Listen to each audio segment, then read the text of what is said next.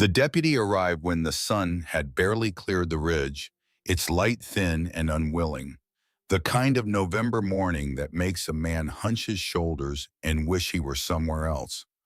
Branson Suttles was 28 years old and had held his position with the county for 11 months. He had served papers before, evictions, liens, foreclosures. Each time he told himself it was procedure, not personal.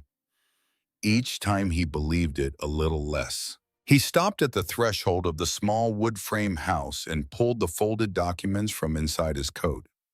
The paper was warm from his body heat. He did not want to hand it over.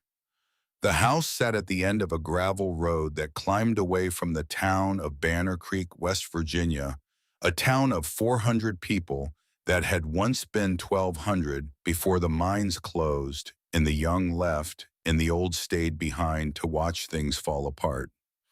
The house was modest but well built. Somebody who knew wood had put it together. The joints were tight. The porch, though sagging at one corner, had been framed with care. Whoever built this place had loved it before the first nail went in. The door opened before he could knock. Rella Fugate stood in the doorway. She was 33 years old, though the lines around her eyes and the rawness of her hands made her look older. Her hair was pulled back. Her jaw set her posture that of a woman who had been expecting this visit, the way a person expects a storm. They have watched building on the horizon for weeks. Behind her, visible in the dim interior, two children stood close together. The older one, a girl of about 11, held the hand of a boy who could not have been more than 7. The girl's eyes moved from Branson's face to the papers in his hand and back again. She understood. Branson could see it plainly. The boy clutched a small wooden horse against his chest, carved with a skill that suggested patience and love in equal measure. Branson cleared his throat. His breath made a white cloud that hung between them like something neither wanted to claim.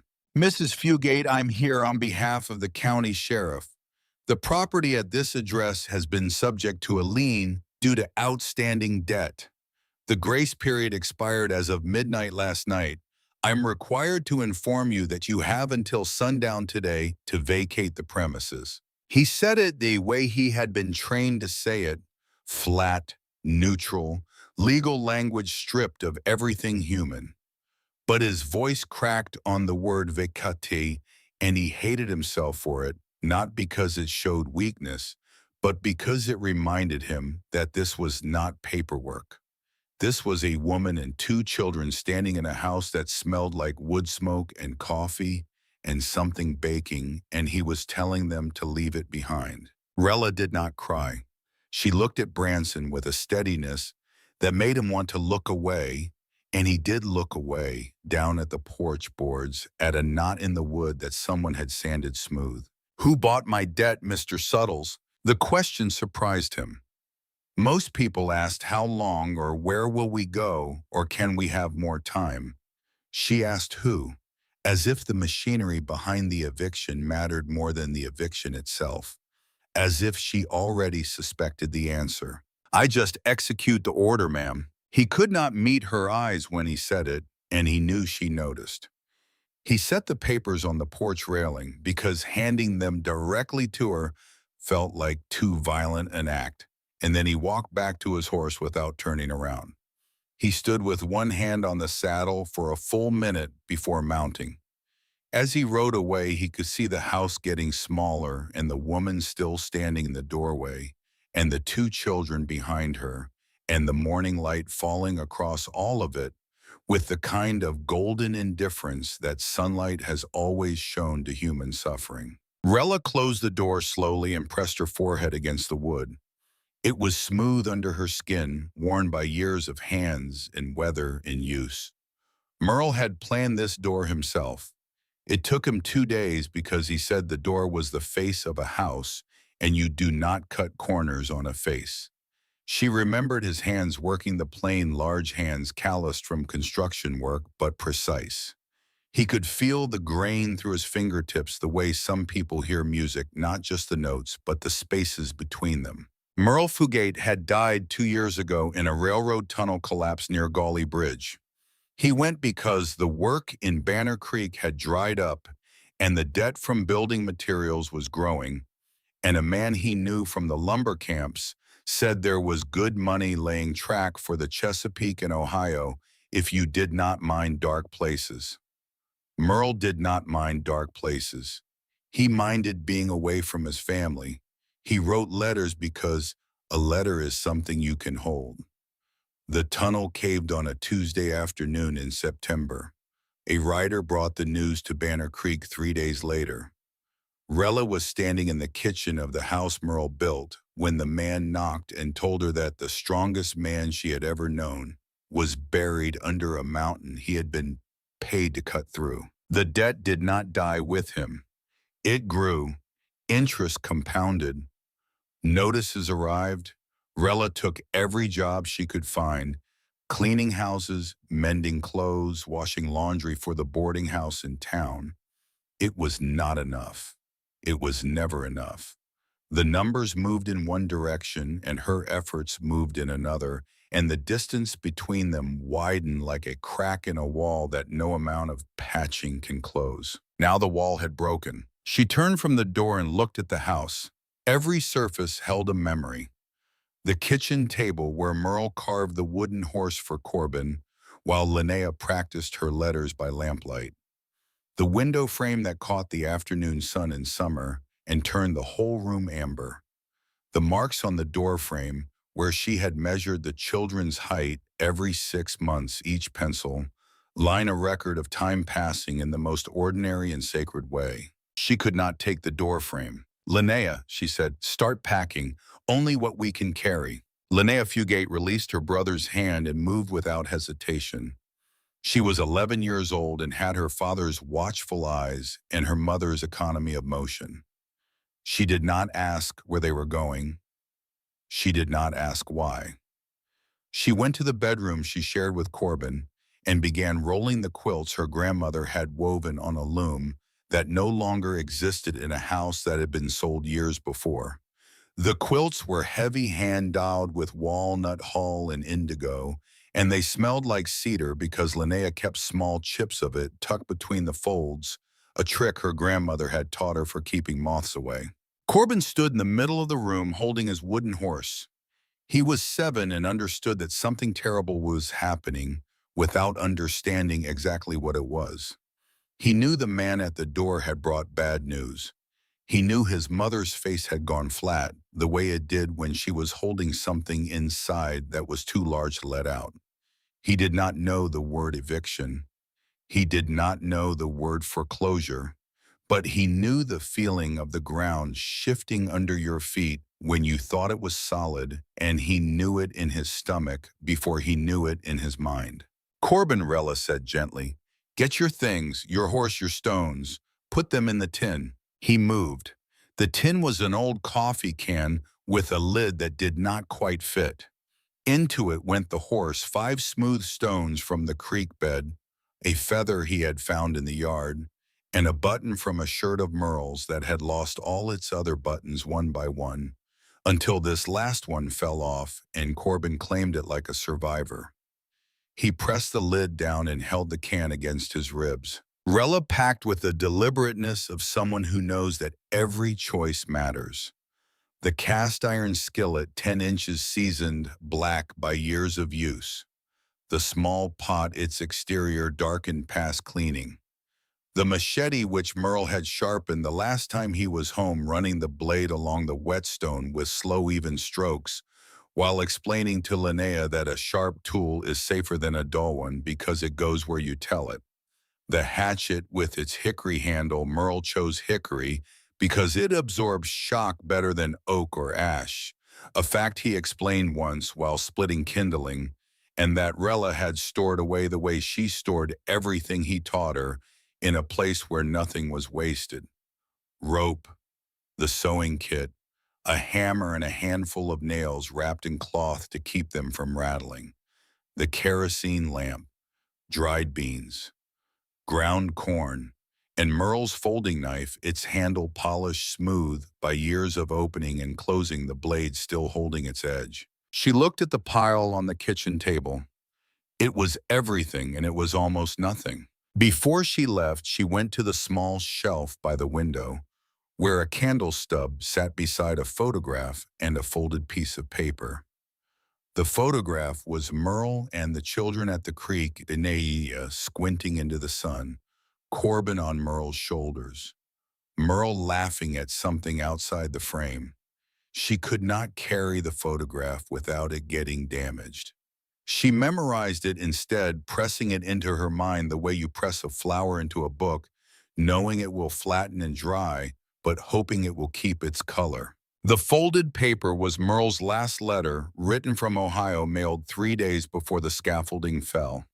She had read it once the night it arrived. She had not read it since. She picked it up and placed it against her chest, inside her coat, over her heart. The paper was soft from handling, though she had handled it only that once. Perhaps softness comes not from touch, but from weight, from the gravity of words written by a hand that no longer exists. She did not open it, not yet. That letter was a door she was not ready to walk through again. They left the house at 9:30. Rella locked the door out of habit, then stood holding the key for a moment before placing it on the porch railing next to the eviction papers. It was a small act, but it contained everything: the surrender of one life and the refusal to beg for its return. They had no vehicle. The mule had been sold 4 months ago to cover groceries through the summer. A man from the next valley paid $6 for it and led it away without looking back. $6. A family's only means of transport exchanged for 2 months of flour and salt. They walked. The dirt road climbed away from the house toward the ridge line, rutted by tire tracks and hardened by overnight frost. The November air had a bite to it that found every gap in clothing, every exposed inch of skin. Linnea walked behind her mother, carrying the rolled quilts across her shoulders like a yoke. She did not complain. Her eyes swept the landscape as they moved, cataloging the type of trees on the slope: white oak and hickory and tulip poplar, the direction of the wind northwest, cold, carrying the smell of rain that had not yet fallen, the place where the creek split into 2 channels before rejoining downstream. At one point she stopped, bent down, and picked up a branch. It was straight, hard, about 3 feet long, stripped of bark by weather. She carried it with her. Rella did not ask why. Both of them understood without words that anything useful was worth carrying. Corbin walked between them, his tin can clutched in both hands, his breath coming in short puffs that he watched disappear with a fascination that was half wonder and half fear. He was tired before they had gone a mile. His legs were short and the road was steep, and the tin can was heavier than it looked. Or perhaps it was the same weight it had always been, and he was simply less capable of carrying it. 7 years old. The world asked very little of you at 7, and then one day it asked everything. "How much farther, Mama?" "Almost there, baby, almost." She did not know if this was true. She knew the general direction, the way you know the location of a place you visited years ago in a different life. Before Merle died, before the debt, before the slow erosion of everything they had built together, she and Merle used to explore the hills above Banner Creek on weekends. They would pack biscuits and a jar of cold coffee and ride the mule as far as the trail allowed, then walk into the forest with the children on their backs and the whole afternoon ahead of them. Merle loved the woods the way he loved wood itself, with the craftsman's attention to structure and grain and possibility. He could look at a hillside and see not just trees but lumber, not just stone but foundation, not just water but power. One afternoon, following the creek upstream, they had found something. A rock formation elevated a natural shelf jutting out from the hillside where centuries of water had carved a hollow into the stone. A cave, really, though calling it a cave made it sound darker and smaller than it was. The opening was wide, sheltered by an overhang that kept the interior dry even in rain. Merle had stood inside it and spread his arms and said, "You could live in here." He was joking. Rella remembered his laugh echoing off the stone walls. She was not joking now. After 3 hours of walking, they left the main road and followed the creek upstream, pushing against the current's direction. The water was low and clear, running over a bed of smooth stones that clicked and shifted underfoot. Rella recognized landmarks: a boulder shaped like a fist, a dead sycamore leaning across the water at a 45-degree angle, a bend where the creek narrowed between two rock walls and the sound of the water changed from a murmur to something closer to speech. Linnea saw it first. The shadow under the rock, darker than the surrounding stones, shaped like an open mouth. She pointed without speaking. Rella nodded. They climbed the last 50 yards in silence. The children behind her, the creek falling away below them, the forest closing in on both sides until the only light came from directly above, filtered through bare branches that scratched the sky like cracks in glass. Rella pushed aside the brush that had grown across the entrance sourwood and rhododendron thick and tangled, but not impassable. She stepped inside. The air was cold but still. No wind. She lit the kerosene lamp and the flame caught and steadied and threw its light across walls that were smooth and pale-shaped by centuries of water and wind into curves that looked almost deliberate, as if the stone had been carved by a sculptor working on a timescale no human could comprehend. The ceiling was high enough to stand. The floor was uneven but mostly flat, covered in a layer of dry leaves and dust. Along the back wall, she could see the blackened marks of old fires. Someone had been here before. Shepherds, maybe. Hunters. Travelers passing through on their way to somewhere better. The marks were old. Nobody had used this place in years. Rella set her load on the ground. The straps had cut into her shoulders, and the release of weight sent a shock of pain through her back that she absorbed without sound. She turned to the children. Linnea stood at the entrance, silhouetted against the fading afternoon light, the quilts still on her shoulders. Corbin pressed against his sister's side, the tin can against his chest, his eyes wide with a mixture of fear and curiosity that only children can hold in equal measure. "We sleep here tonight," Rella said. Her voice was steady. "Tomorrow we start working." That first night they huddled under every quilt they had. Rella built a small fire near the back wall, rationing matches, each one struck with care, because she did not know how many remained in the box and would not count them until morning when the light was better, and the act of counting would feel less like measuring the distance to disaster. The smoke rose and found a natural crack in the ceiling, a fissure where the rock had split along some ancient fault line, and the smoke threaded through it and disappeared. Rella watched it go. In the firelight, the cave walls shifted between shadow and gold, and the children's faces were soft with exhaustion, and the world outside was dark and cold and indifferent, and in here there was warmth and the sound of breathing and the smell of wood smoke, and for this one night, that was enough. When Linnea and Corbin were asleep, their bodies curved together under the quilts like two animals sharing heat. Rella sat alone by the fire. She did not think about Merle. She did not think about the house. She did not allow herself to feel anything at all, because she understood with the instinct of someone who has learned survival, not from books, but from necessity, that emotion was a luxury she could not yet afford. Instead, she calculated. 14 matches left. Enough ground corn for 5 days if she rationed carefully. Beans for perhaps a week. The creek was 40 yards downhill, which meant water was not a problem in terms of distance, but carrying it uphill in a single dented pot would be slow work. The wood around the cave was mostly hardwood, oak, and hickory. some of it fallen and dry, which meant fuel was available if she could cut it. She had the hatchet and the machete. She had rope. She had her hands. She looked at those hands in the firelight. The knuckles were swollen. The skin across her palms was rough and cracked. These were the hands that had held Merle's face on their wedding day. The hands that had signed the loan papers for the building materials. The hands that had gripped the doorframe the night the writer brought the news. They were the same hands. They would have to be enough. She reached inside her coat and touched the letter. Merle's handwriting on the outside, her name, Rella, in the careful script he used when he wanted to get something right. She held it there for a moment, feeling the paper against her heartbeat. Then she put it back.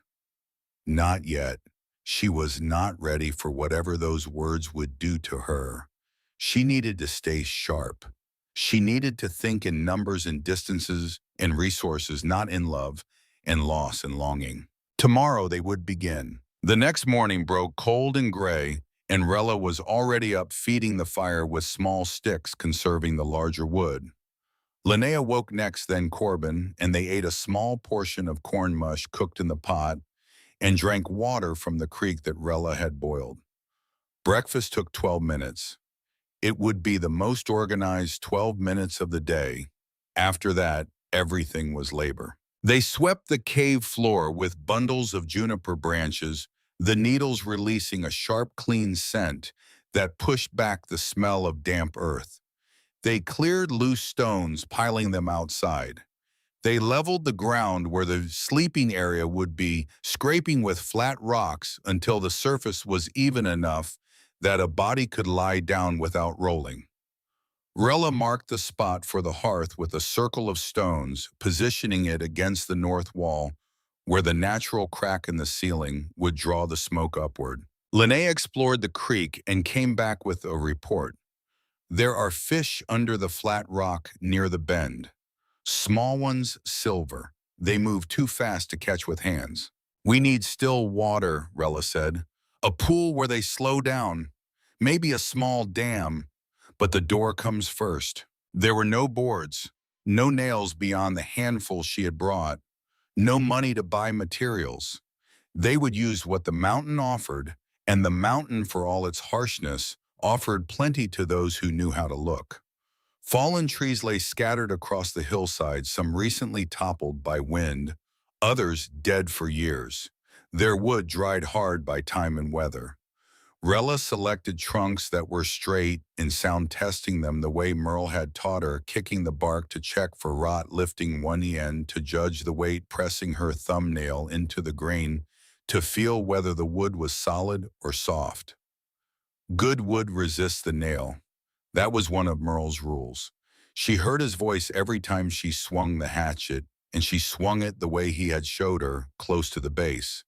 The blade angled to make a clean cut that would not waste effort or edge. She cut. Linnea and Corbin dragged. They set posts on either side of the cave entrance and began building a wall piece by piece, log by log, filling gaps with smaller branches and wedging them tight. Rella's hands blistered on the first day, the fluid under the skin catching light like small trapped windows. By the third day, the blisters had broken, and the skin beneath was raw and new and painful in a way that made gripping the hatchet an act of will. By the end of the week, calluses began forming hard yellow pads that were ugly and functional, and that she regarded with a satisfaction she told no one about. Corbin packed moss and dry grass into the gaps between logs, pressing it tight with his small fingers. "It's good, Mama," he said, stepping back to admire his work. "Real good." His pride was enormous and unearned and entirely appropriate for a 7-year-old who has just contributed something tangible to his family's survival. When the wall reached chest height on Rella, she needed a door. A door required hinges, and hinges required a trip to town. She walked down to Banner Creek on a Tuesday afternoon, carrying a bundle of mending she had agreed to do for the woman who ran the hardware store, 3 pairs of work pants, with torn knees, a winter coat with a ripped lining. The exchange rate was simple labor for materials. Two steel hinges used but functional and four screws. It was at the hardware store that she met Virgil Holbrook. He was 62 years old with a face like weathered oak, deeply lined, hard-surfaced, but with a grain that suggested it had once been smooth. He was a farmer, a man who had fought for the Union during the war, and who had lived his entire life within 20 miles of the spot where he was born, and who regarded the world beyond those 20 miles with a suspicion that was not entirely unfounded.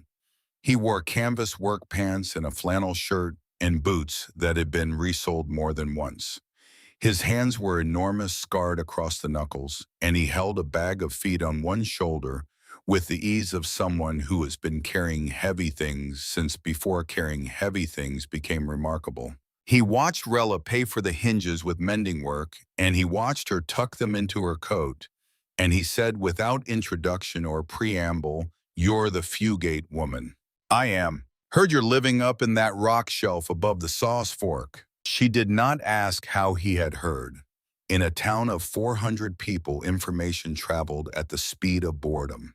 "I am." Virgil Holbrook set the feedback down and looked at her the way a man looks at a building he suspects is not up to code. Not with contempt, with genuine structural concern. "You're putting those kids in a death trap. Winter up there kills people. I've seen experienced hunters freeze to death not 4 years back, a quarter-mile from where you're sleeping. A grown man with gear and a rifle dead by morning. You should go to the shelter in town." Rella met his eyes. "A shelter isn't a home, Mr. Holbrook. A cave isn't a home either. It's a grave waiting to happen." He picked up his feed bag and walked out without saying goodbye. Rella stood in the hardware store with two used hinges in her coat and the words "a grave waiting to happen" sitting in her chest like something swallowed wrong. She built the door that afternoon. Salvaged planks cut to size joined with cross pieces and hung on the new hinges. It closed square. It blocked the wind. When she pushed it shut that evening and heard it catch against the frame, solid and definite, she felt something shift inside her. Not hope. Hope was too generous a word for what she felt. It was closer to defiance. A door is a statement.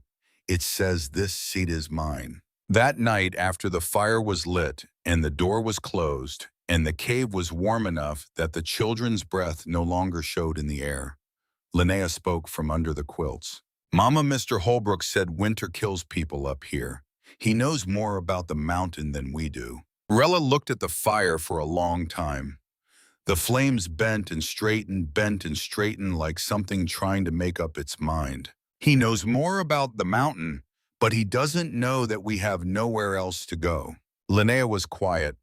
Then Rella heard a small scraping sound. She looked over and saw her daughter sitting up holding the straight branch she had picked up on the road. Linnea pressed the sharp end against the cave wall and scratched a single vertical line into the stone. Day 1. Rella watched her daughter mark the wall and felt for the first time the full weight of the decision she had made. Not just for herself, for two lives that depended entirely on her. Two children who trusted her not because she had earned that trust with guarantees, but because she was their mother, and mothers are supposed to know the way, even when there is no way. Even when the path is a dry creek bed leading to a hole in a rock on a mountain where the winter kills. Before she closed her eyes, her mind returned to Branson's subtles. The way he could not look at her when she asked who bought the debt. She thought about Thurman Cornett and the fine black horse she had seen tied outside the courthouse in town 3 months ago. She had not paid attention then. Everyone knew Cornett. He owned the largest spread in the valley, 300 acres of bottomland, that he had assembled over 20 years by buying foreclosed homesteads at auction one piece at a time, turning other people's misfortune into his own expansion. She had heard his name attached to other evictions, other families pushed out, other houses emptied and boarded up. She had felt sorry for those families, The way you feel sorry for strangers with sincerity, but without urgency. Now she was one of them. And the question she had asked Branson was not born from curiosity, but from a suspicion that was hardening into certainty. Her house had not been taken by bad luck or bad timing. It had been taken by a man who saw opportunity in her grief and moved on it with the efficiency of someone who has done this many times before. That reckoning would come later. Right now, the only thing that mattered was keeping the fire alive through the night. She fed it one more stick of dry oak, watched the flame catch, and lay down beside her children. Outside, the wind moved through the bare trees with a sound like breathing.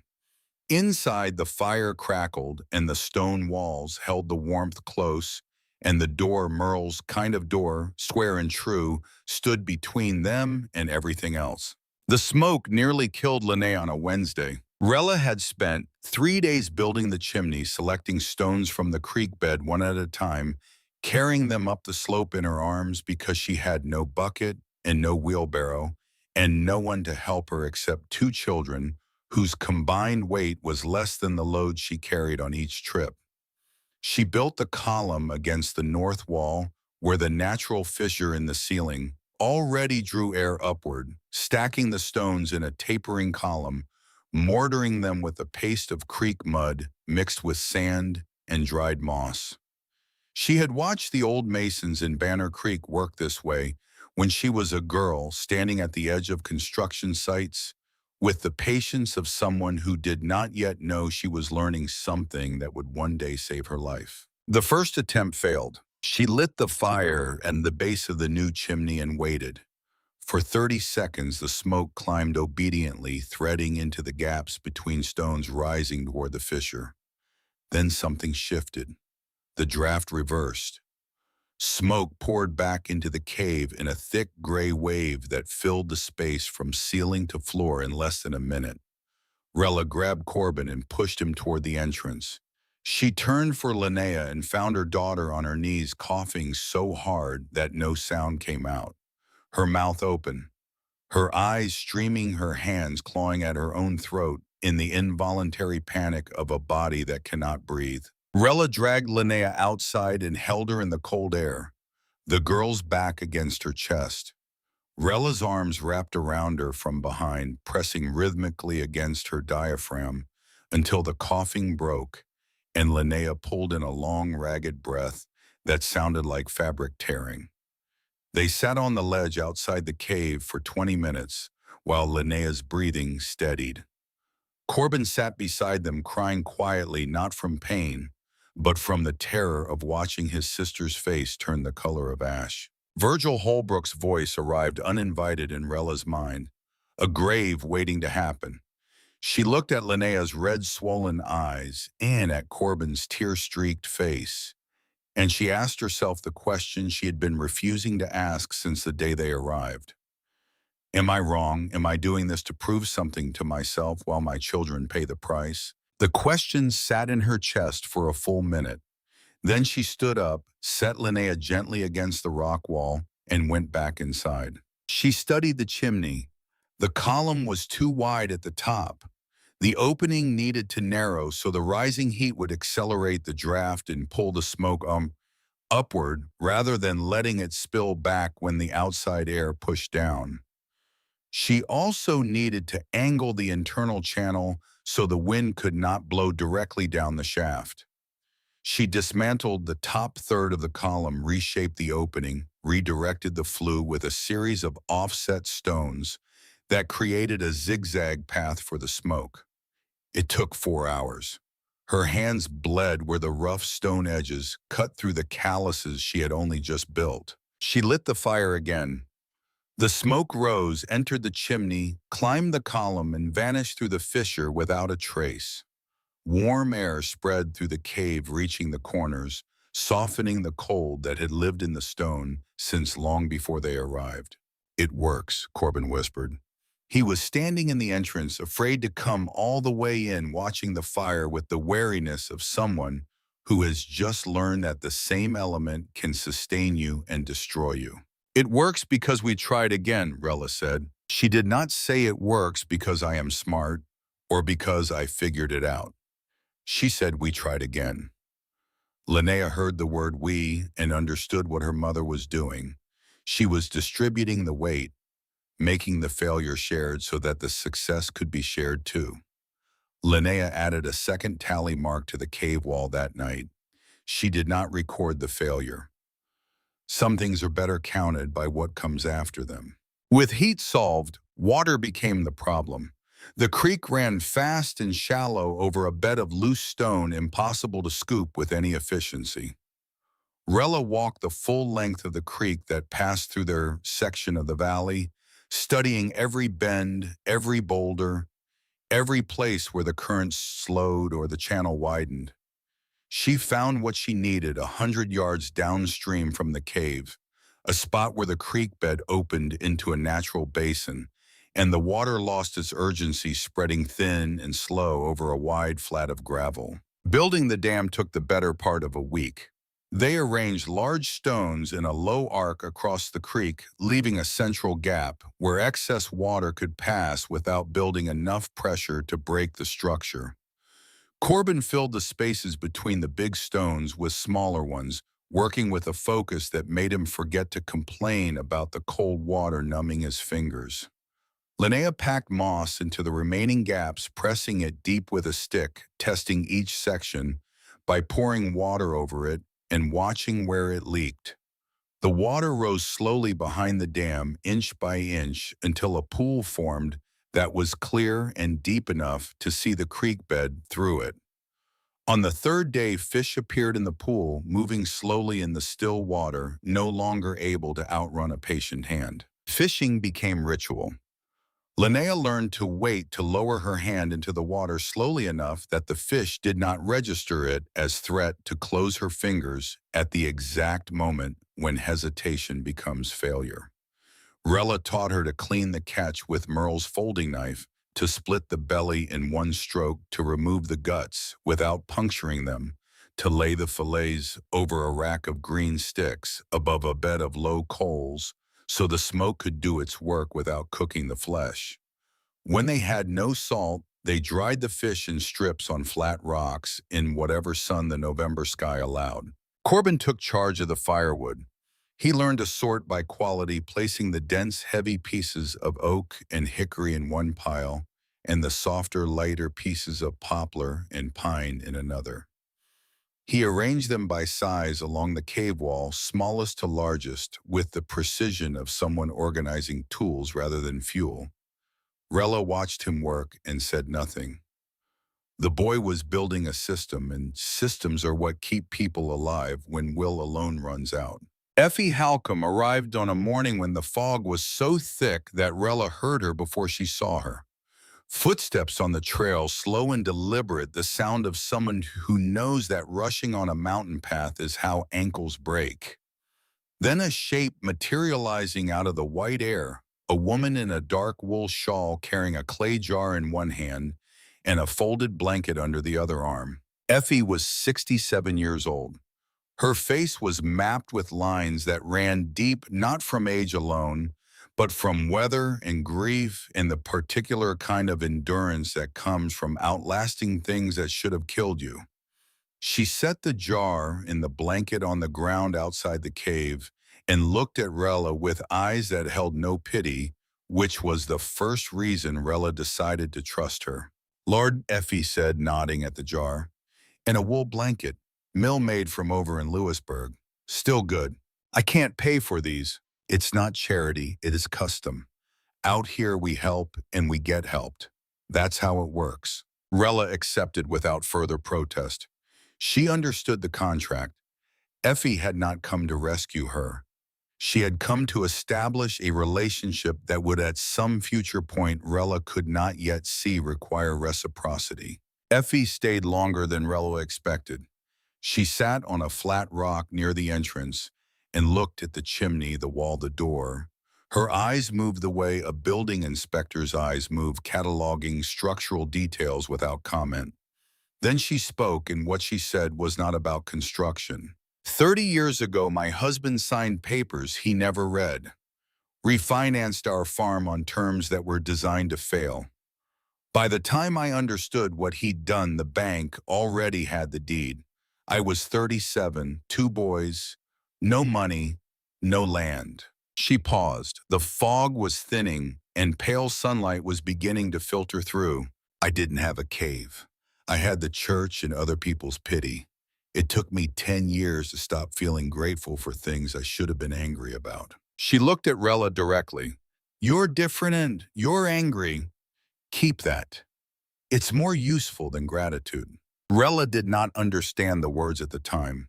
She filed them away the way she filed Merle's lessons, in a place where things waited until she was ready to use them. 2 weeks after Effie's visit, Pastor Shelby Breeding came up the trail. He was 52 thick through the chest and shoulders, with a broad open face that projected warmth in the way a furnace projects heat steadily from a source you cannot see. He wore a clean canvas jacket and carried a Bible in one hand, not ostentatiously but not hidden either, positioned at his side the way a man carries a tool he uses often enough that holding it has become unconscious. He smiled when he saw the cave. It was a careful smile, the kind that precedes difficult conversation. Rella, I've heard about what you're doing up here. I wanted to come see for myself. He walked the perimeter, looked at the chimney, the dam, the fish drying on the rack. Watched Linnea splitting kindling with the hatchet, her strokes short and controlled. Watched Corbin stacking firewood with his meticulous system. You've done remarkable work, he said, truly, but I want to talk to you about the children. Rella's body changed before her mind caught up. Her shoulders squared. Her hands, which had been resting at her sides, closed into loose fists. She had been expecting this, not from Pastor Shelby specifically, but from someone. She had been waiting for the world to send its representative, the person who would stand in front of her and say what she feared most. 2 children living in a cave, Pastor Shelby said. His voice was gentle, but his words were not. No school, no running water, no medical care, no heat except an open fire. Rella, I have a responsibility to this community. The church shelter has beds, hot water, a kitchen. The children would be safe there. They're safe here. Are they, boy? He let the question hang.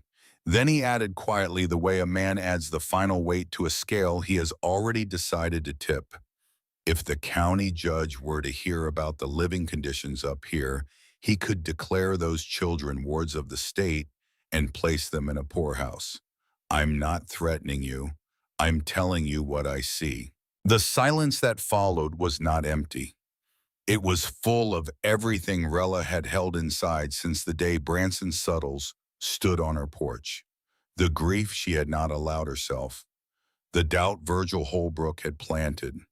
The fear that woke her at 3 a.m. when the fire was low and the cold crept in, and she lay rigid beside her sleeping children, listening for sounds that meant danger.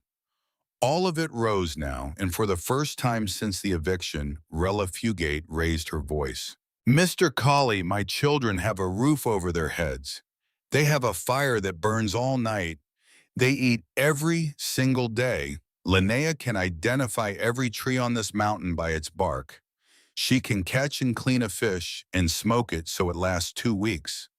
Corbin can keep a fire burning through a 12-hour night without letting it die and without wasting wood. Do you know how many children in your shelter can do any of that? You come up here and you talk about responsibility. My responsibility is keeping my children alive, not keeping you comfortable. Her voice echoed off the stone walls and came back to her, changed harder with an edge she had not known was there. Pastor Shelby did not flinch, but his careful smile was gone. He nodded once slowly and turned to leave. At the edge of the trail, he paused without looking back. I hope you're right, Rella. I truly do. He walked down the mountain. Rella watched him go and felt the adrenaline drain out of her legs and replace itself with a trembling she could not stop. She sat down on the ledge and pressed her palms against the cold stone and breathed until the shaking passed. That night, after Corbin fell asleep, Rella found Linnea sitting outside the cave entrance, knees drawn up looking at a sky packed with stars. Rella sat beside her. For a long time, neither of them spoke. The creek murmured below. An owl called from somewhere in the darkness. Two notes repeated patient. Mama, Linnea said. Her voice was thin and careful, the voice of a child trying very hard to sound brave. If they come to take us, can you stop them? Rella wanted to say yes. The word was right there, ready, simple, one syllable of absolute assurance.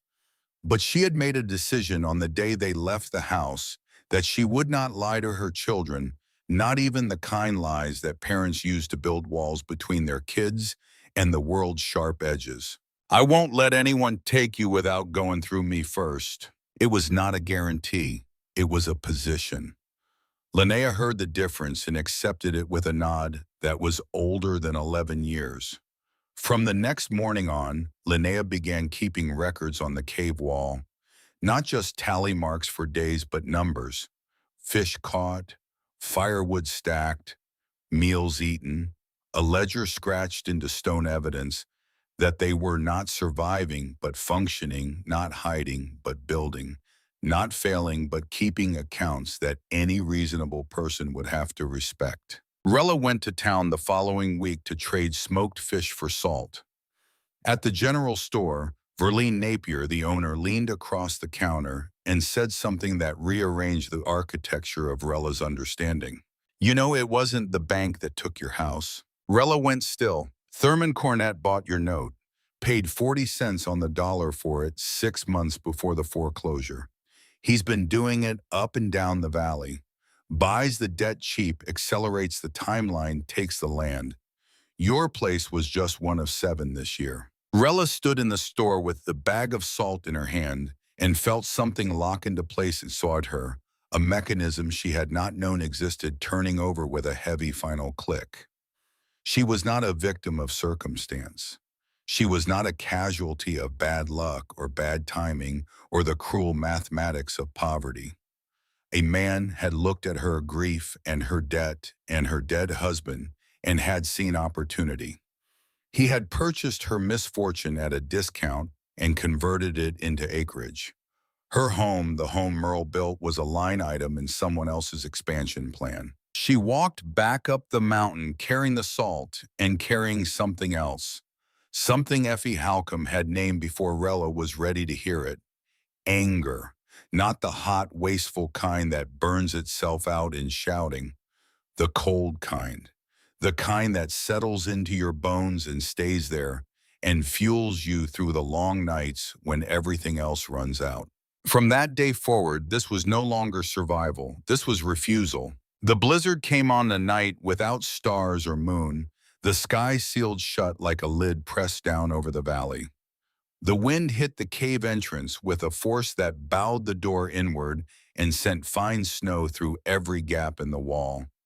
Rella fed the fire and listened to the storm's escalation, the pitch rising from moan to howl, to something beyond howl, a frequency that vibrated in her teeth and made the children press closer together under the quilts. Then the smoke stopped rising. It happened in an instant. One moment the chimney was drawing cleanly, the next the smoke had nowhere to go and began filling the cave, pulling against the ceiling and descending like a gray tide. Rella knew immediately. Ice had sealed the fissure above the chimney. The blizzard had packed snow and frozen moisture into the gap until no air could pass. She told Linnea to stay with Corbin. She pulled on her coat and pushed through the door into a world that had become unrecognizable. The wind hit her with a physical force that staggered her sideways. Snow drove horizontally so thick she could not see her own hands. She climbed the rock face from memory, her fingers finding holds she had mapped during the weeks of carrying chimney stones, her boots scraping against ice-covered ledges that had been dry stone that morning. Near the top, her left foot slipped. She fell perhaps 3 feet, her right shoulder striking a jutting edge of rock. Pain detonated through her arm and into her neck, and for a moment she hung by her right hand alone, Her left arm numbed, her body swinging in the wind like something hung out to dry. She found a foothold. She pulled herself up. Her left hand would not close properly. The fingers responded but weakly, as if the signals from her brain were arriving late and diminished. She reached the chimney opening. It was sealed with a cap of compacted ice and snow, smooth and hard, glowing faintly in the darkness. She wedged herself against the rock and swung the hatchet with her right hand awkward off balance, each stroke jarring through her injured shoulder. The ice cracked in pieces. She struck again. Again. The rhythm was ragged, nothing like the clean efficiency Merle had taught her. But efficiency was a luxury for calm days, and this was not a calm day. And the only thing that mattered was breaking through before the smoke below became lethal. The ice gave way. Smoke erupted from the opening, dark plume that the wind seized and shredded. Rella dropped the hatchet and fell to her knees on the ledge, her right hand braced against the stone, her left arm hanging, her entire body shaking with a violence she could not control. And then she cried, not from the pain in her shoulder, though it was considerable, not from the cold or the wind or the exhaustion. She cried because of Merle and the house and the debt and Virgil Holbrook being right and Pastor Shelby being possibly right and Thurman Cornett sitting in a warm house 30 miles away, having purchased her life for 40 cents on the dollar. She cried because she was alone on a rock ledge in a blizzard at 2 in the morning with a numb left arm, and 2 children below her who would die if she failed, and nobody in the world knew where they were, and nobody would come looking. She cried for 2 minutes. Then she stopped. She picked up the hatchet and climbed down. Inside the cave, Linnea had wrapped Corbin in every available quilt and positioned him near the fire, which was burning clean again, the smoke rising obediently through the repaired chimney. When Rella came through the door, coated in snow and ice, her left hand swollen, her eyes raw, Linnea did not speak. She took the hatchet from her mother's good hand. She guided Rella to the fire. She wrapped the injured hand in a strip torn from the hem of her own shirt. Corbin pressed his body against his mother's back, giving her whatever heat a 45-pound boy can generate, which is not much in absolute terms, but is everything in the terms that matter. The pain returned with the warmth, sharp and insistent, and Rella let it come because pain meant the hand was not dead. She sat by the fire and let her children care for her and felt something she had never allowed herself to feel in their presence, helplessness. For 10 minutes, she was not the mother, not the provider, not the architect of their survival. She was a woman with an injured hand and a broken sense of her own invincibility, and her children were holding her together with a blanket and a body and a silence that said, "We are here, and that is enough." After Linnea and Corbin fell asleep, Rella reached inside her coat and took out Merle's letter. The paper was damp from snow, but the ink had held. She unfolded it by the fire and read it for the second time in 2 years. Merle's handwriting was steady and unhurried, the letters formed with the same care he brought to everything he built. He wrote about the job site, the cold mornings, the men he worked with. He wrote about missing the sound of the creek and Corbin's questions and Linnea's quiet way of watching everything. He wrote that he would be home after this project, that the money would be enough to pay down the loan, that he wanted to add a room to the house for the 3rd child they had been talking about, the one they had not yet named but who already existed in their plans as a certainty, a future person waiting to be born into a family that had a house and a creek and a father who could build anything. The last line read, "You are the strongest person I know, but you do not have to be strong alone." Rella folded the letter and held it, and understood finally what Effie Halcombe had meant. The anger Effie told her to keep was not rage or bitterness. It was the refusal to accept the terms the world had offered her, the terms that said she should be grateful for a shelter cot and a church meal, and the slow erasure of everything she and Merle had built. The anger was a rejection of that script.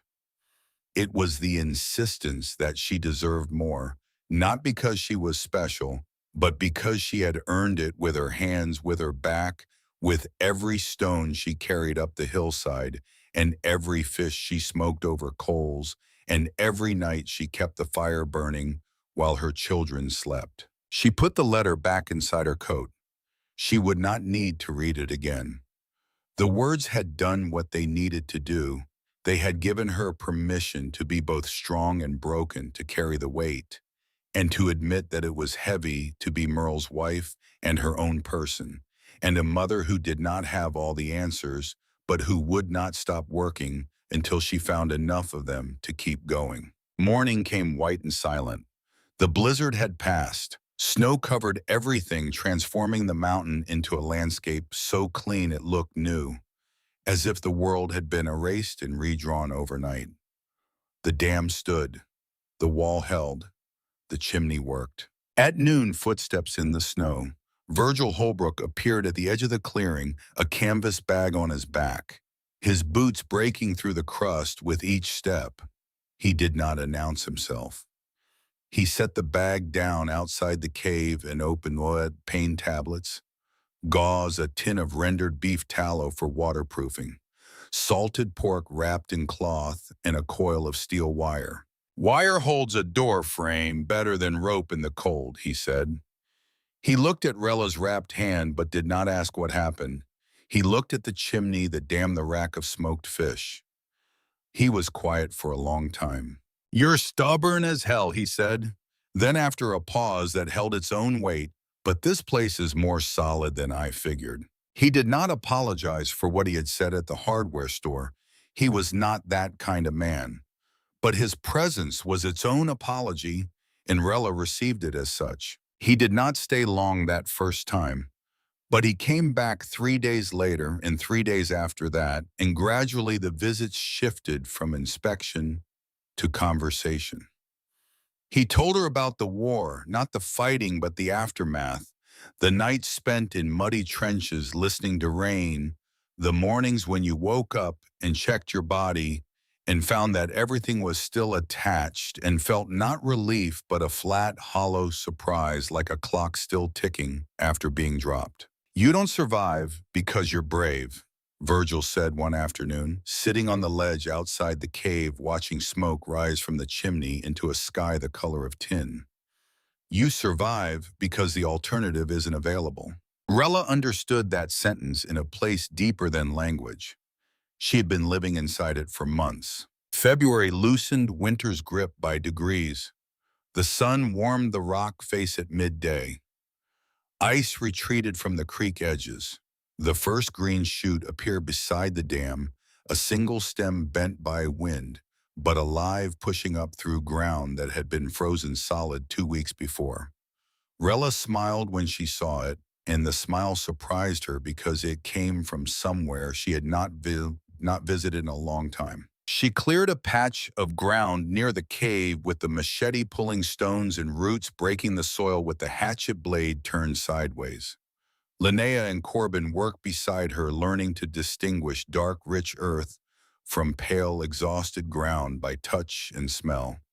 They planted corn and beans using seeds Rella had saved since before the eviction, kept in a cloth pouch inside her coat pocket.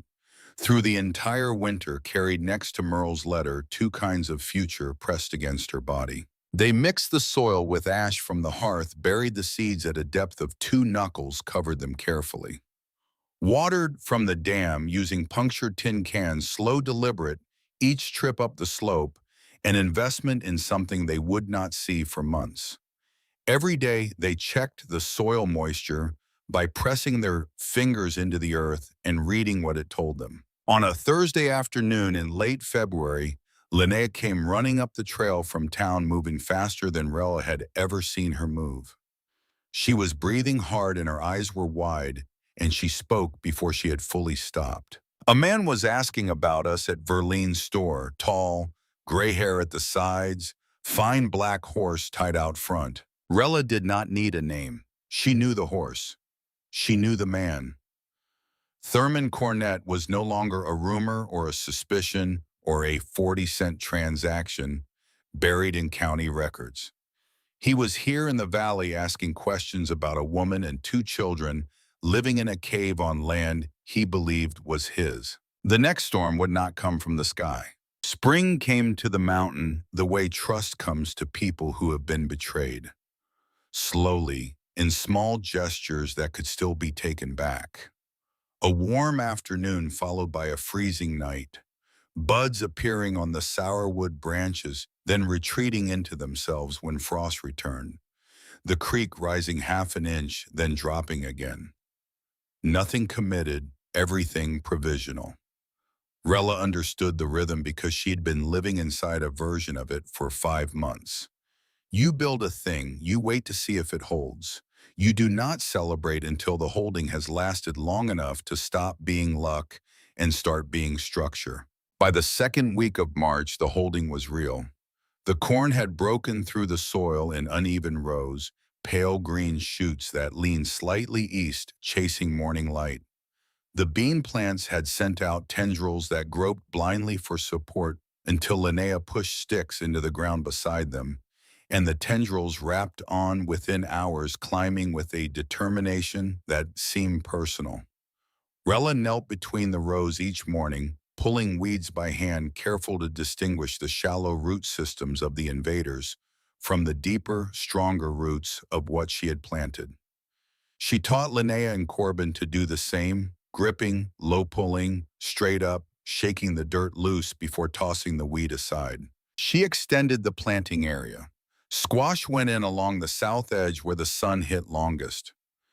Chili peppers in a short row near the cave entrance where reflected heat from the rock wall created a microclimate 2 or 3 degrees warmer than the surrounding ground. She showed the children how to dust the base of each plant with wood ash from the hearth, a barrier against the beetles and grubs that would come when the soil warmed fully. The shelter she built beside the cave wall was simple 4 posts of green wood driven into the ground, cross beams lashed with wire from Virgil Holbrook's gift, a roof of layered branches packed with mud that would harden in the sun and shed rain once it cured. It stored firewood and tools and kept them dry. Linnea organized the interior with a precision that bordered on obsession. Each item in its place, each place labeled with a mark scratched into the wood. Corbin checked the roof every morning after rain, repositioning branches where the mud had cracked, an inspection routine he had invented himself and that he performed with the seriousness of a foreman walking a job site. Pastor Shelby Breeding returned on a cool morning in early April.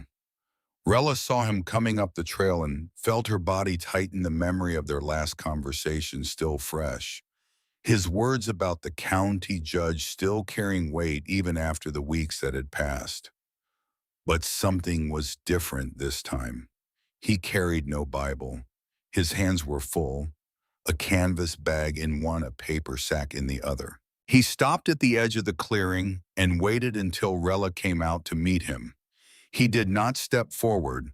He let her set the distance. "I brought clothes for the children," he said. "Some outgrown things from families in the congregation. And a primer, arithmetic and reading. I thought Linnea might use it." Rella looked at the bag, then at his face. She was searching for the mechanism behind the gift, the lever that would eventually be pulled, the condition that would eventually be named. She had learned to distrust generosity that arrived without invoice. "I've done a lot of thinking since the last time I was here," Pastor Shelby said. "I still worry about these kids. I won't pretend I don't, but I've been watching from town, hearing what people say, and I see that you're doing something here that a lot of folks with 4 walls and a mortgage can't manage." He paused. The morning light caught the gray in his hair and the lines around his mouth, and Rella noticed for the first time that he looked tired, not from the climb, but from something older and less curable. "I'm not going to speak to the judge," he said, "but I need you to hear me. when I say that if I ever come up here and those children are hungry or sick or hurt, I will do what I have to do. That's not a threat. That's a promise between two people who both want the same thing. Rella held his gaze. Fair enough. It was not forgiveness. It was not friendship. It was an agreement between two stubborn people who had found the narrow strip of ground where their stubbornness overlapped. Pastor Shelby set the bags down, nodded once and turned back down the trail. He did not look at the cave or the chimney or the dam. He had seen enough. That night, Linnea opened the primer by firelight and turned to the first page. She read for an hour, her lips moving silently, her finger tracing sums and letters. When she looked up, her face held an expression Rella had not seen in months, uncomplicated pleasure. The simple joy of a child learning something because she wants to, not because survival requires it. 3 weeks later, Thurman Cornett came. Rella heard the wagon before she saw it, the creak of axles and the heavy clop of draft horses climbing the logging road that ran below the creek, a sound that did not belong to the mountain, the way birdsong and water and wind belonged to it. The wagon stopped. Boots hit the ground, footsteps on gravel, then on dirt, then on the trail that led up to the dam. Thurman Cornett was 55 years old and built like a man who had done physical work in his youth and hired others to do it ever since, broad through the shoulders, but soft at the waist, his hands clean, his boots new. He wore a broadcloth coat and a felt hat that looked expensive and impractical for a mountain trail. Beside him walked a younger man carrying a leather ledger and a surveyor's chain, the kind of person whose job was to reduce the world to measurements and legal descriptions. They stopped in front of the dam. Thurman looked at it for a long time. Then he looked at the cave, the chimney sending its thread of smoke into the morning air. The rows of corn now reaching knee-height, the shelter with its organized interior, the drying rack with fish hanging in dark strips. He took it all in with the expression of a man who has arrived expecting an abandoned campsite and found a settlement instead. Rella came out of the cave and walked toward him. She did not hurry. She did not slow down. She walked at exactly the speed a person walks when they want to make clear that they are neither fleeing nor attacking. "Mrs. Fugate," Thurman said. He removed his hat not from courtesy but from habit, a reflex trained into him by a mother who had taught him manners without managing to teach him mercy. "I think you know why I'm here." "I know exactly why you're here, Mr. Cornett. This land is mine. I purchased the rights to this entire parcel through a legal process that I did not invent and that I followed to the letter. I have the paperwork. I have the deed. What I don't have is a reason to let a squatter remain on my property." The word squatter landed between them with a weight he intended and she absorbed. She let it sit there for a moment before she spoke. "You bought my family's debt for 40 cents on the dollar and accelerated the foreclosure so you could take our home. You didn't break any law, but you knew exactly what you were doing to us. And now you're standing on land that was dead when you bought it, looking at a dam I built, and a garden I planted, and a chimney I laid stone by stone, and you're calling me a squatter." Thurman's jaw tightened. He was not accustomed to being spoken to this way, certainly not by someone he considered a debtor, a dependent, a problem to be administered. He had expected resistance but not precision. He had expected anger but not clarity. "I don't want to involve law enforcement," he said, "but I will if you leave me no choice. Then you'll have to look at my children when you do it." She said it without raising her voice. The man with the ledger shifted his weight from one foot to the other and studied the ground. Thurman opened his mouth to respond, but something behind Rella caught his attention. Movement at the tree line. Virgil Holbrook stepped out of the forest on the east side of the clearing. He had not been invited. He had not announced himself. He simply appeared the way he appeared everywhere without ceremony, as if the mountain itself had produced him. Behind him, Effie Halcombe emerged from the trail below, moving slowly but steadily. And behind Effie, two men from town whose names Rella did not know, but whose faces she recognized from the hardware store in the feed mill. Nobody spoke. Nobody moved to block Thurman's path or to confront him. They simply stood in the clearing, five people arranged in a loose semicircle behind Rella witnesses to whatever was about to happen. It was not a mob, it was not a protest. It was a community making itself visible, and the visibility itself was the message. Thurman Cornett looked at Rella, then at the people behind her, then at the dam, then at the corn growing in rows that were imperfect but alive. He put his hat back on. He turned to the man with the ledger and said something too low for Rella to hear. Then he walked to his wagon and took something from the back, a metal sign, white with red letters. Private property. No trespassing. He drove the post into the ground near the dam with 3 strikes of a mallet, the sound sharp and final in the morning quiet. "I'll be back," he said, "with the law." He climbed onto the wagon and drove away. The sign stayed. Rella did not pull it up. She left it standing in the dirt, a marker of the border between what Thurman believed he owned and what she knew she had built. Borders work both ways. A sign that says, "Keep out," also says something is here worth keeping out of. Virgil Holbrook walked over and stood beside her looking at the sign. He did not comment on it.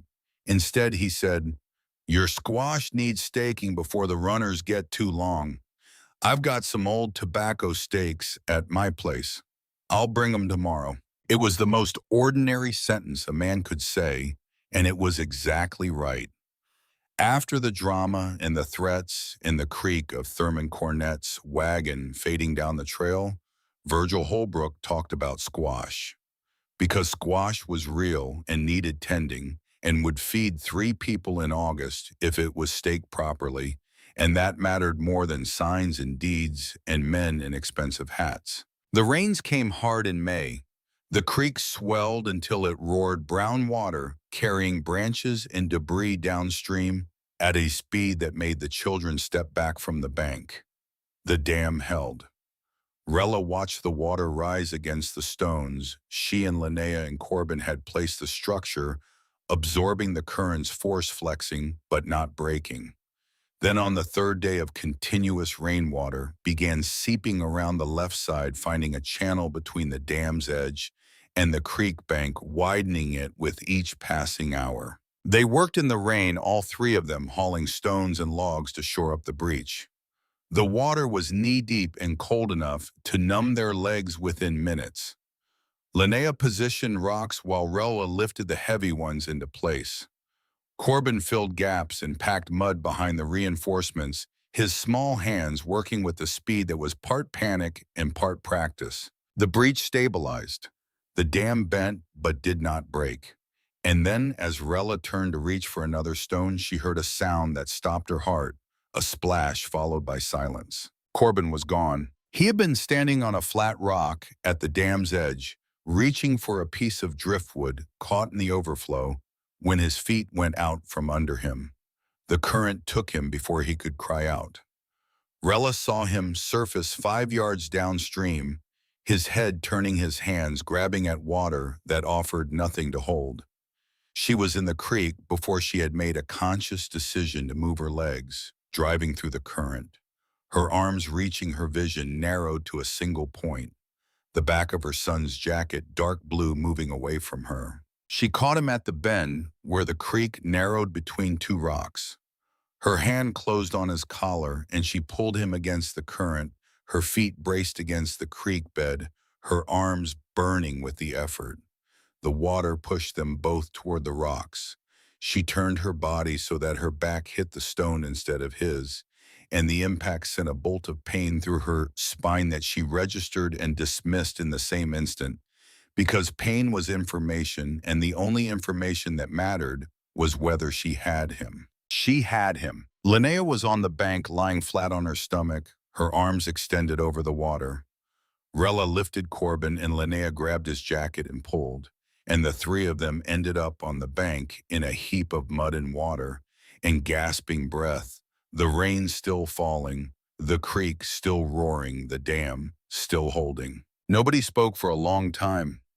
They sat in the rain and held each other and breathed. Corbin's eyes were wide and his body shook with cold, but he was not crying.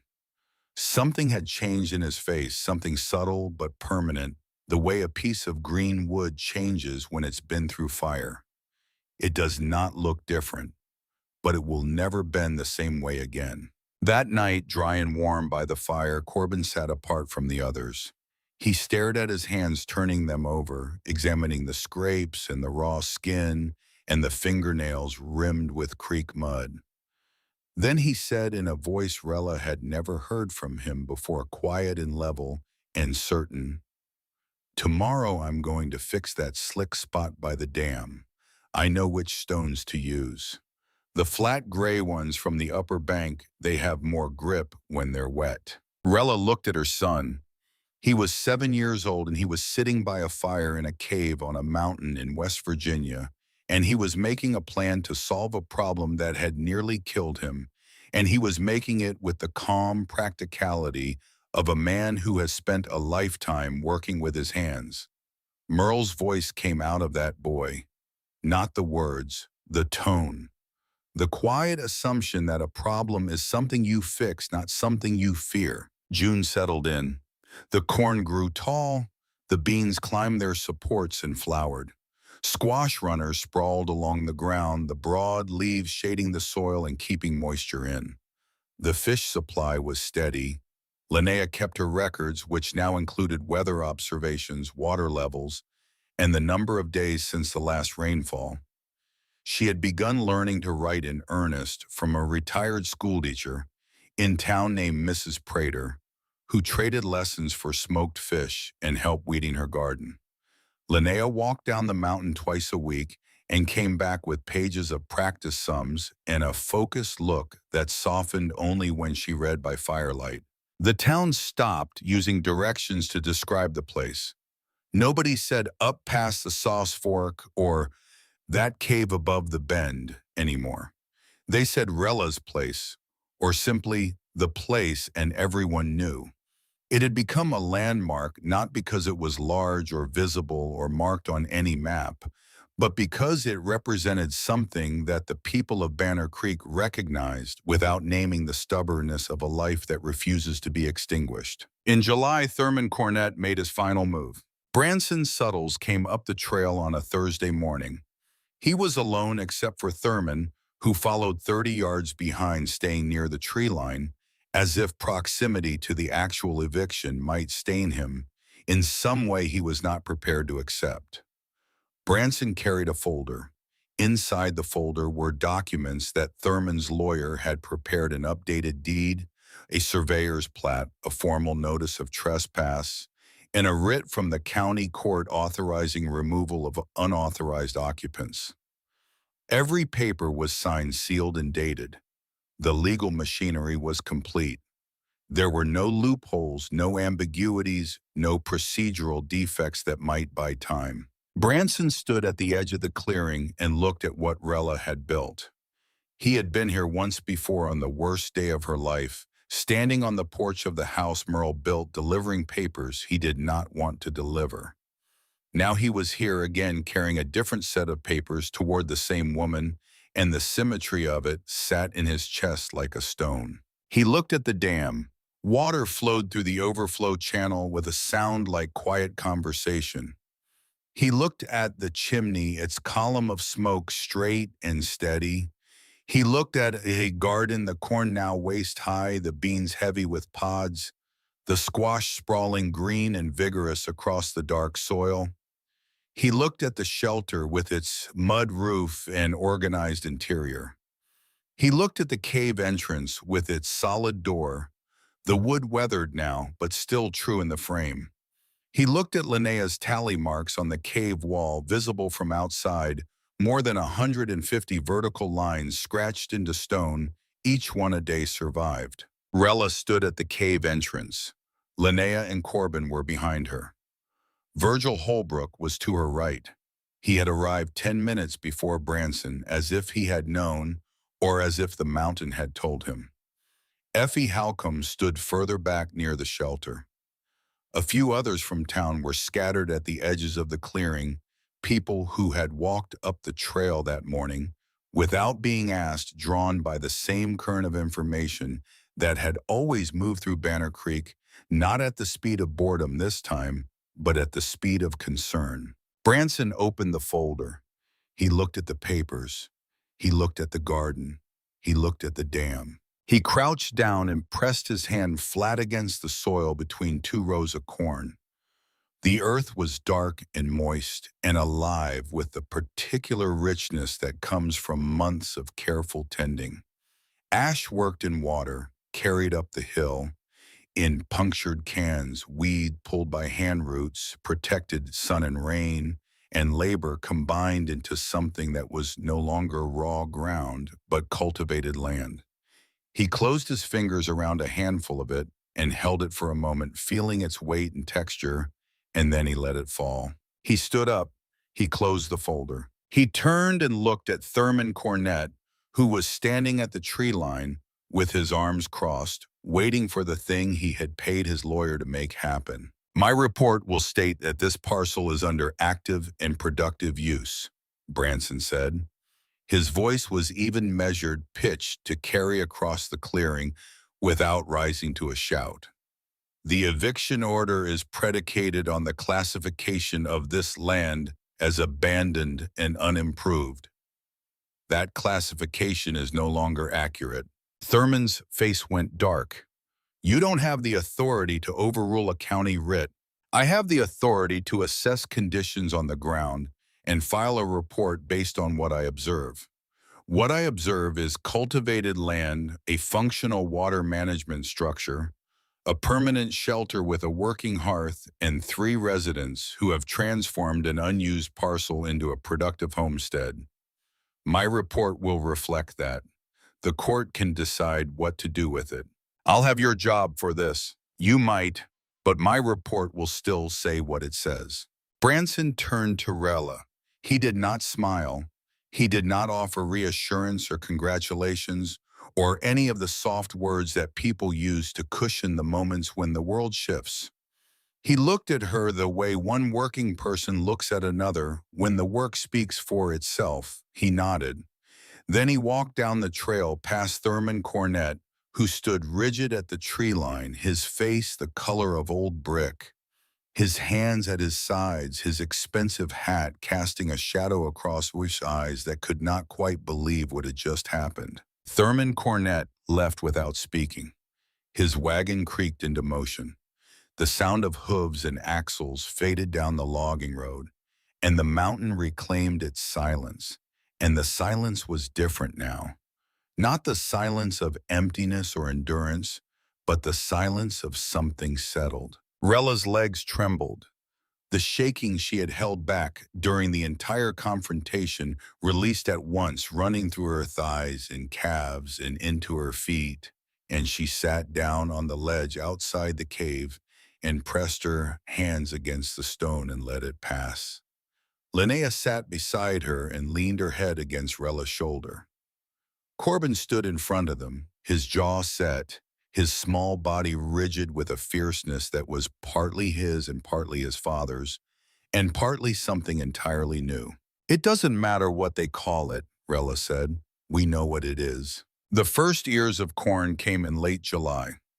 Linnea roasted them on the cast-iron skillet, turning them with a stick until the kernels were golden, and the smell filled the cave with something so close to the smell of a real kitchen that Rella had to close her eyes for a moment and let the memory wash over her without drowning in it. Corbin burned his fingers on the first ear and learned in 2 seconds what a full day of instruction could not have taught him. They ate until they were full. None of them could remember the last time that had happened. Effie Halcombe came one final time in August carrying a cloth bag of seeds. "Amaranth medicinal herbs. For next year," she said. Rella took them and felt the weight of those words. Next year. She was no longer thinking about surviving the winter. She was thinking about seasons, cycles, years, the planning horizon of someone who intends to stay. September brought cooler air and the first hints of gold in the maple leaves along the creek. Rella placed a candle beside Merle's letter on a flat stone near the back of the cave. She did not speak. She did not pray.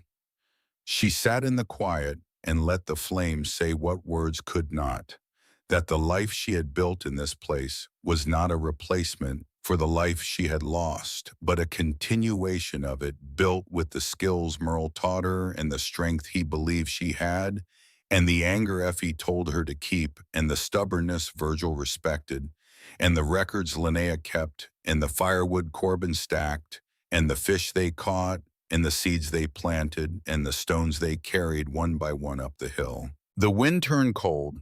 They prepared firewood, inspected the chimney, reinforced the door with strips of steel wire. The routine was no longer desperate, it was deliberate. The difference between fighting for survival and caring for a home is not in the tasks themselves, but in the spirit behind them. The tasks were the same. The spirit had changed. On a clear morning in late September, Rella woke before dawn and walked outside alone. The sky was lightening in the east pale blue, shading into the deep indigo of the retreating night. The air was cold and still, and smelled like fallen leaves and creek water and wood smoke.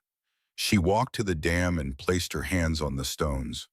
They were cold and solid under her fingers, each one chosen and carried and placed by her hands, or her children's hands, each one part of a structure that had held through winter storms and spring floods, and the slow, relentless pressure of a creek that would outlast them all. She thought about the house Merle built. She thought about the porch where Branson had set the eviction papers. She thought about the keys she had placed on the railing. She thought about the shame she had felt walking away from everything she owned, carrying a cast-iron skillet and a dead man's letter, and two children who trusted her to know the way. The shame was gone. In its place was something quieter and more durable, the knowledge that she had been emptied and had filled herself back up, not with the same things, but with better things, harder things, things that could not be foreclosed or repossessed or purchased at 40 cents on the dollar. She walked back to the cave. Linnea and Corbin were awake, sitting by the fire waiting. "What are we doing today, Mama?" Corbin asked. Rella smiled. It was not a large smile. It did not transform her face or signal some dramatic emotional breakthrough. It was the smile of a woman who has been asked a question she knows the answer to. Same as always, taking care of what's ours. Mid-morning brought the sound of footsteps on the trail. Virgil Holbrook appeared at the clearing's edge, and behind him, 4 men and 2 women from town carrying tools and lumber and something wrapped in burlap. Virgil walked to Rella and stood beside her, looking out over the valley. The creek caught the morning sun and threw it back in fragments. The corn, dry now and ready for harvest, rustled in a breeze that carried the smell of autumn. "It's not official," Verdon said. "No government stamp, no surveyor's mark. But we figured it was time." One of the men unwrapped the burlap. Inside was a metal sign hand-lettered in black paint on a white background, the edges slightly uneven. The letters slightly imperfect, made by someone who cared more about meaning than presentation. "Refuge by the creek." They mounted it on a flat rock near the entrance to the clearing, securing it with bolts driven into holes drilled with a hand brace. It took 15 minutes. Nobody made a speech. Nobody explained what the sign meant or why they had made it. The meaning was self-evident to every person present, and self-evident things do not require explanation. Rella looked at the sign and felt something rise in her throat that was not grief and not joy, but the precise point where they meet, the place where loss and recovery overlap and produce something that has no name in English, but that every person who has ever rebuilt a life from wreckage recognizes on sight. Virgil stood beside her. He was quiet for a while, his hands in his pockets, his eyes on the sign. Then he said in a voice so low it was almost private, Merle would be proud. Rella did not answer. She did not need to. The answer was in the smoke rising straight from the chimney and the corn drying on the stalks and the fish hanging on the rack and the tally marks on the cave wall and the dome standing firm in the creek and the door hanging true in its frame and the two children sitting by a fire they had learned to keep alive through every kind of darkness that the mountain and the world and the cruelty of men with money and power could deliver. That evening they cooked together, Rella and Linnea and Corbin and Virgil and Effie and the others from town who had carried the sign up the mountain. The fire burned high and the cave was crowded and warm and filled with voices for the first time since Rella had arrived with nothing but a skillet and a letter and two children and the refusal to disappear. After the others left, after the fire had burned down to coals that pulsed orange in the darkness, after Corbin had fallen asleep with his head on a rolled quilt and his tin can beside him, Rella sat with Linnea at the cave entrance. The night was clear. Stars filled the sky from horizon to horizon, more than could be counted, each one a small, persistent light in an enormous darkness. Mama, Linnea said, Ushimai, the first night we came here, did you think it would turn out like this? Rella considered the question. She owed her daughter an honest answer. She always had. No, she said. I only thought about getting through that first night. Linnea nodded. She was looking at the sky, but her eyes had the inward focus of someone reviewing a long sequence of events and finding for the first time that the sequence makes a shape. I'm glad you didn't stop at the first night, Linnea said. Rella put her arm around her daughter. Linnea leaned into her, and for a moment they were just two people sitting at the mouth of a cave on a mountain in West Virginia, watching stars and listening to a creek that would flow long after both of them were gone. The fire glowed, the corn whispered, the door held, and the refuge remained.